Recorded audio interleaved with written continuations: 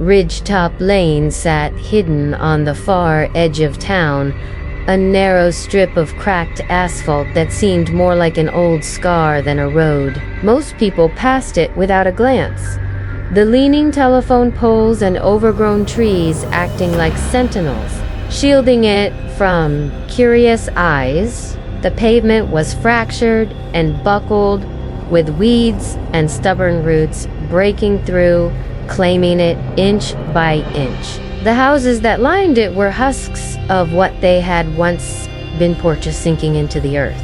Paint long stripped away, windows covered with boards that didn't quite fit, leaving dark, jagged gaps. There was a stillness there that felt unnatural. Even on windy days, the air seemed reluctant to move, carrying with it a faint scent of damp wood and rust. The mailboxes, where they still existed, hung crooked and splintered, their faded numbers barely visible beneath peeling paint.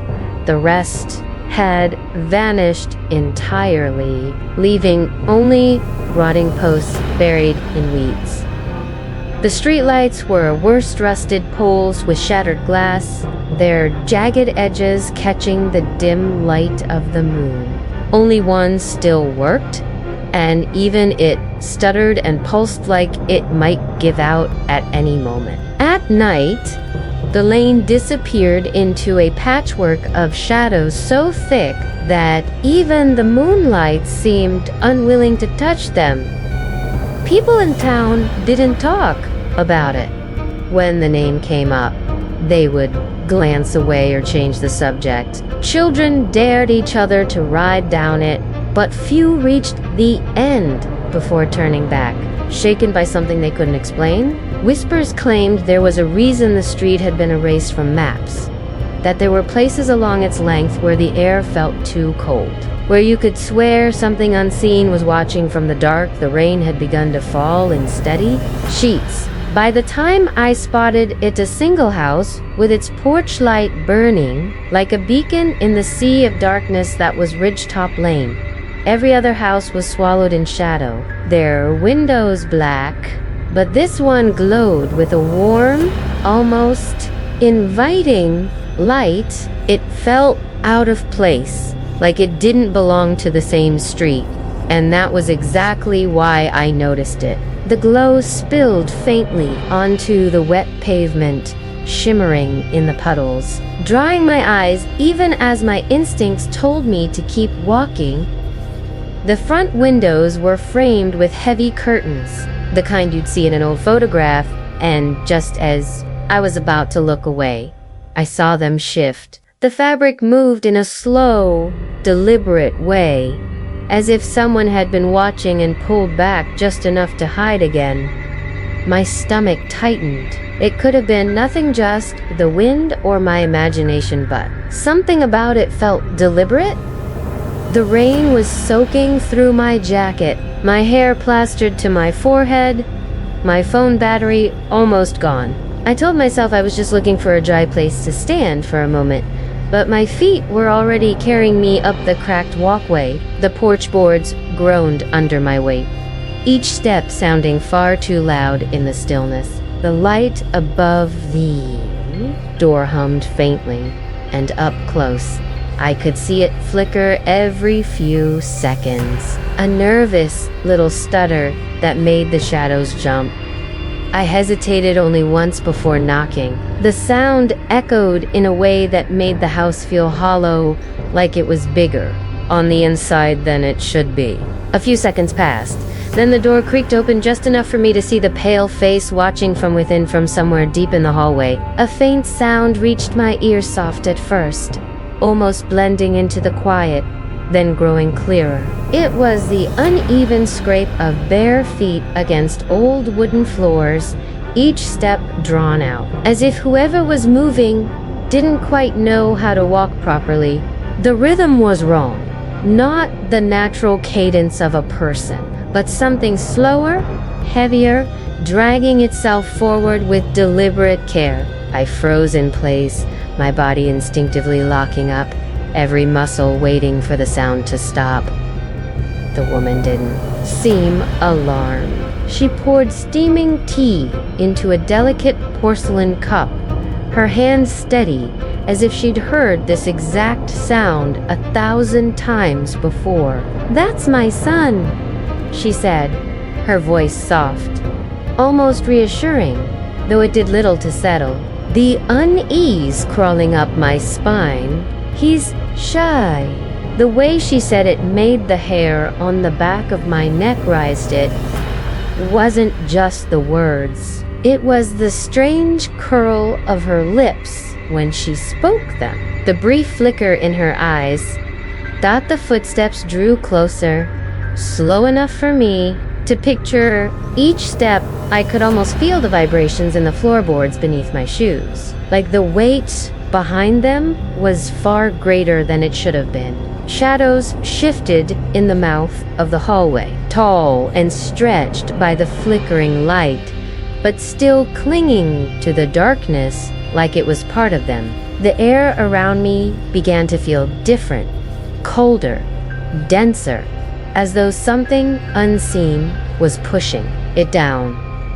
My eyes stayed fixed on the edge of that hallway where the sound was coming from, and I realized that whatever was approaching was just waiting for the right moment to step fully into view. When it finally stepped into the light, the breath caught in my throat before I could stop it. This was not her son, or at least not anymore.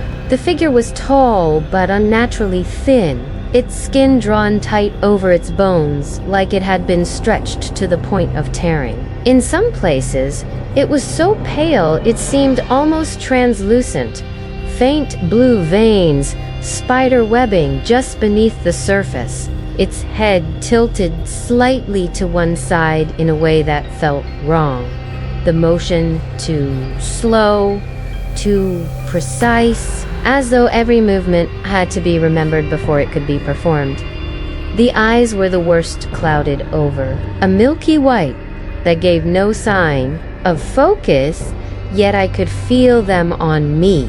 They didn't blink, didn't waver, just stared as though it was trying to decide what I was. Its jaw hung partially open, the lips dry and cracked, and from somewhere deep in its throat came a faint, wet, clicking noise. The sound was irregular, like it couldn't quite control it, and it made the small hairs along my arms prickle upright. It took a step forward, and the floor creaked under its bare feet. There was no hesitation, no uncertainty, just a slow, inevitable approach. The woman didn't move to stop it. In fact, her smile widened, the corners of her mouth stretching farther than I thought possible, an expression that no longer looked entirely human. "You came on your own," she said, softly, her voice rich with something that wasn't quite satisfaction and wasn't quite hunger, but hovered somewhere in between. Her eyes gleamed faintly in the firelight, locking onto mine in a way that made my chest tighten. "That means you belong here now." The creature's shoulders twitched, a jerky movement, as though some unseen command had been given. Its hands looked, the skin stretched so tight the knuckles looked ready to burst, thruckled slightly at its sides.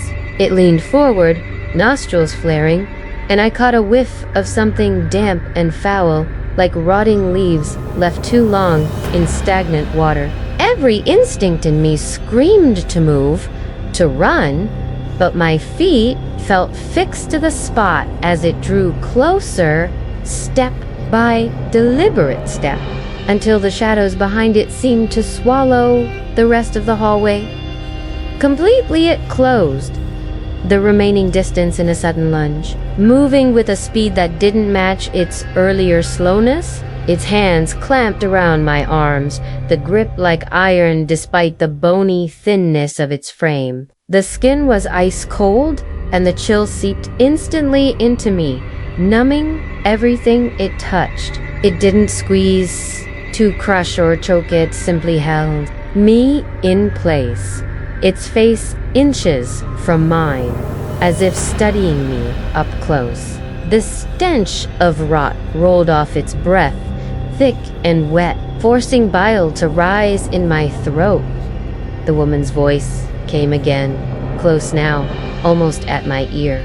We needed another one. There was no malice in her tone, no anger, just a simple statement, like she was noting the weather. Her shadow stretched unnaturally long across the wall, twisting as the flickering light from the lamp wavered.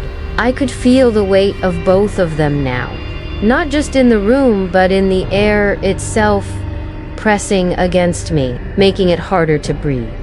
The fire in the hearth had died down to embers, casting the space in a dull red glow that painted their faces in strange, shifting shades. My hands had gone stiff, my fingers refusing to obey me, and the cold creeping into my legs was spreading faster than I could process. I looked down and saw them dimly in the low light, the skin a shade paler than I remembered, the outline of the bones sharper somehow, as if something beneath the surface had begun to claim them. The creature's grip didn't loosen, and its eyes, blank, milky, unblinking Ryman, locked onto mine, as though it was waiting for something only it would recognize. Please like and subscribe channel Fear Frequency for more horror stories. Thank you.